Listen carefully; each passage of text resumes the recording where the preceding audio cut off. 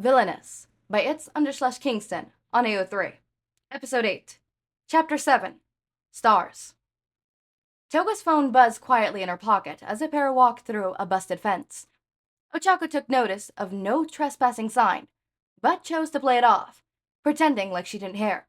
In reality, her stress levels were getting dangerously high. At least she was well rested tonight. She stole a glance at Toga, who walked beside her.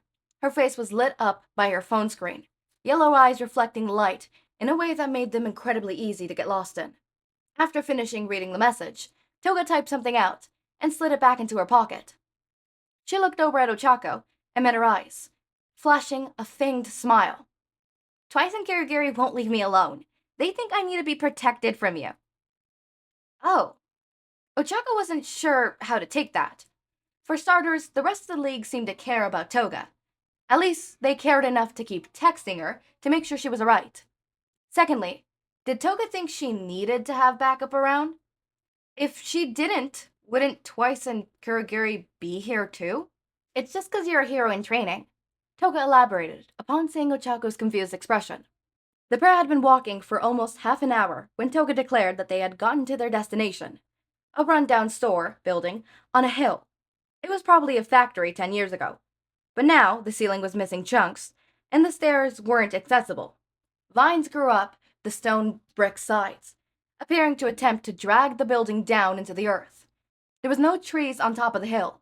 Further down, though, towards the broken fence, there was a forest of them, further supporting the fact that they were at some kind of factory. It was empty, with shipping crates tossed around the grassy area. They were probably untied when the place closed, and thrown around every time a storm came through. Come on, this is a great place for stargazing, Toga exclaimed, before running towards the building. She grabbed a hold of wire and pulled herself into a broken window. Ochako heard a thud before seeing Toga's face on the other side. Hurry up, hero! I'm coming, Ochako said, walking to the window and copying Toga's way of getting in. She almost fell back the first time, but caught herself and got it in the second go. How did Toga make it seem so effortless? Finally! Toga stood up from the broken chair she sat in. We just gotta get up there. She pointed towards the hole in the ceiling. The blonde scouted the area for something, but didn't seem to find it. Something wrong? Ochako asked. She looked around for anything that could be out of place. Someone's been here. They messed up with my path. Toga gestured to the chopped vines and a slightly distorted wall beside them. She didn't seem angry, more so disappointed that she couldn't get up there anymore. Well, not until the vines grew back. Oh, I can get us up there, Ochako said, looking surprised when Toga spun around quickly. Really? Yeah, stand underneath the hole. The gravity hero stood beside Toga, under the gap in the ceiling. She put a hand on the blonde's shoulder, and negated gravity for the pair. As soon as they lifted off the ground, Toga seemed to panic for a moment. It's all right, Ochako said, giving a reassuring smile. They landed safely on the roof of the old factory, and Ochako stopped her quirk. Toga smiled at the gravity hero, looking far too innocent and happy for a serial killer. Ochako had to reassure her without thinking about it. She had seemed vulnerable when they started going up, something that Ochako didn't think the blonde had the potential to be. For just a moment, Toga seemed like another friend. Not psychopath or scary, just a kid, like Ochako. Just someone who wanted to see the stars. The pair sat in silence, watching the stars dance brilliantly in the dark sky. The moon was nearing its peak, almost taking center stage above the world. Crickets were vaguely registered as background noise as they played their chirpy music. Toga's phone rang, breaking the silence. Uh-oh. Toga sighed. She left the phone from her pocket and checked the caller ID. Ochako leaned back, hoping to catch a glimpse of the name before Toga answered it. The blonde noticed and held the still ringing phone out so Ochako could read it. It's Shiggy, Toga said. The name on the screen did in fact say Shiggy, with a very pale hand emoji beside it. Shigaraki? Ochako asked, with a tinge of panic in her voice. Toga nodded, as she hit accept on the call. Ochako could hardly hear a voice on the line, as Toga held it to her ear. Yeah, we're hanging out. I'm fine. You don't gotta worry so much, Shiggy. Ugh, we're out of the factory. I know. Okay, sure, yeah. All right. Already? I guess I'll ask her. Bye. Toga hung up and slid her phone back into her pocket of her hoodie. She stared at the moon for a moment, contemplating something. Ochako wanted to break the new, dreadful silence that enveloped them, but decided against it. It was almost a creepy silence, one reminiscent of a dark forest. After a few minutes of sitting there, Toga spoke. Shiga needs me to run an errand, and he said I should take you, Toga said as she stood up. Why? Ochako asked nervously. She had far too much in her mind to ask more elaborate questions. First, why was the leader of the League asking Ochako to go with Toga for an errand? How did she know she was a hero? Well, a hero in training. Right. 'Cause he wants to see how you'll do. It's a test. Toga waited at the gap in the ceiling. That was currently acting as their floor. It looked as if she was thinking about jumping down, but decided against it. Oh, yeah, that makes sense. Ochako replied quietly, earning a look from Toga. The blonde stepped away from the hole and approached the gravity hero. Hey, you're with us, right? Toga was less than a foot away from the hero, left hand in her pocket. The glint of a knife was visible to Ochako due to the moonlight. She nodded, trying not to panic. Yeah, I'm with whatever makes me the most money, Ochako finally said, meeting Toga's eyes. Now, come on, we gotta do something, right? Toga smiled slyly and relinquished her grip on the knife before turning back around towards the hole in the ceiling. The gravity hero breathed out shakily, relaxing her posture as she followed Toga to the hole and helped her down it. So, why are we here?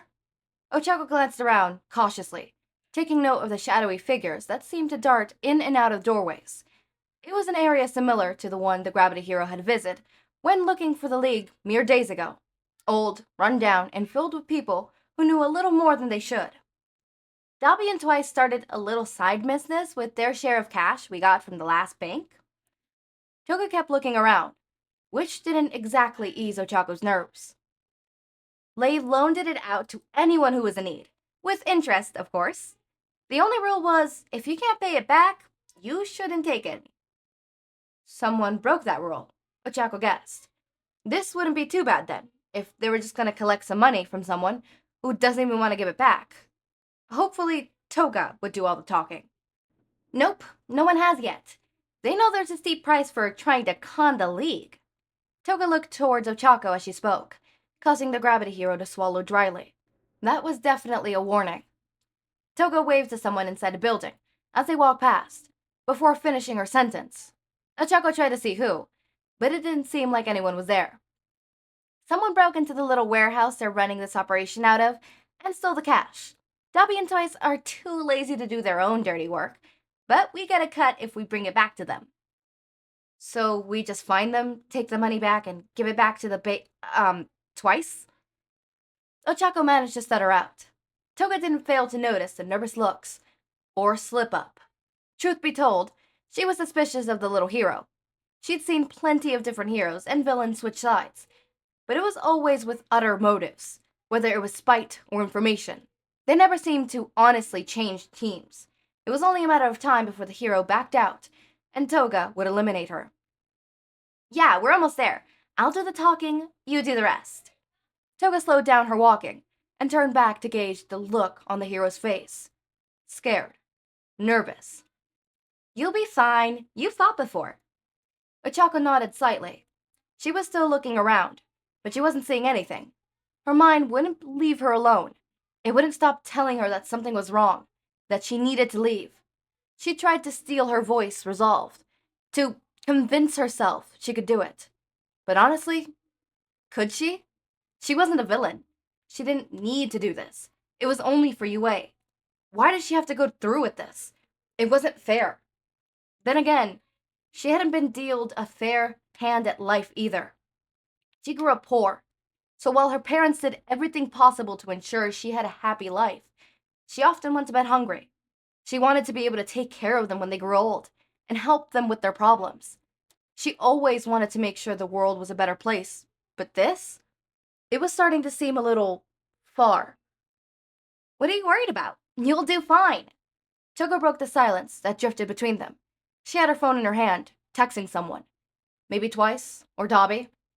Ochako hated the way Toga talked so nonchalantly, like she wasn't about to go ruin some poor fool's life. The League was dangerous, and the Gravity Hero could only think of one reason to make someone take money from them. Hopefully, the criminal wasn't desperate or insane. If either were true, there would be a fight, and probably end with the poor person hurt. Ochako hoped nothing more than words had to be exchanged. Though she suspected Toga wanted a fight, it would be fine. No one would have to be hurt. Right? Oh, someone is most definitely getting hurt. Like, I'm sorry, you say at the end, no one's getting hurt, right? Like, we would just talk, right? No, you're getting hurt. Someone's getting hurt. And I have a feeling it's the other person. I have a feeling a murder's gonna happen, and Ochako's not gonna be super, cool about it. Also, I'm sorry if my voice is starting to change. I feel it starting to get gravelly and weird, but there's nothing I could do about it. There's no magical button I could do to take away my stuffy nose and, my throat. So, unfortunately, you're just gonna have to deal with it, because I'm dealing with it, and therefore, you have to deal with it. If I have to deal with this pain, so do you. But this chapter reminded me of something. This, the last area, well, not the last area, but the beginning when they were, looking at the stars together, that really reminded me of the quote I said in the beginning. The whole, I don't know if I said that quote. I don't think I did. Hold on, let me find it. Where is it? I know I have it somewhere here. I'm trying to find it right now so that I could say the quote again. But, oh my god, is it not here? Did I not delete it? Is it still... Maybe I didn't delete it. Okay, I have a feeling Nope, I found it. Never mind. It was right there. It was one of the first ones. Okay, is it this one? Okay, so I think I mentioned the you lied to me one. So this next one is, if I fall now, I should deserve to die. You tricked me into loving you. Aren't you forgetting that you came here for the same purpose? Wait, no, wrong one. Do you think you would, no, where is it? Oh, no, it's this next one, okay. You lied to me. You deceived me. You tried to deceive me. I'm tired of listening to you. You gave me your heart, You liked me. You'd like me to hand it back, whole again, but I won't.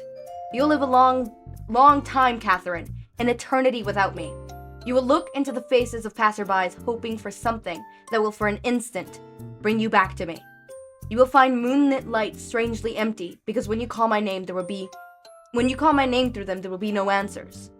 Always your heart will be aching for me, and your mind will be giving you the doubtful consolation that you did a brave thing. Right? That specific, that last line, the you gave me your heart, blah, blah, blah, blah, right? It's reminded me, like, I wonder. Because main character death is one of the tags. Is Toga gonna die?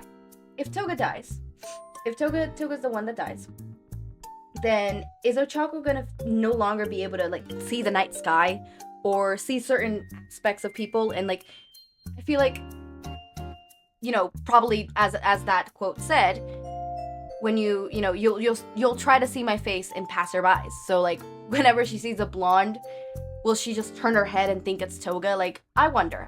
But that quote reminded me of this, right? Anyways, as always, my raindrops, make sure to eat, sleep, drink water, take your meds. Have a wonderful day or night. Link to my Discord server and socials are down in the description. Subscribe to see more of my content, and thank you so much for watching.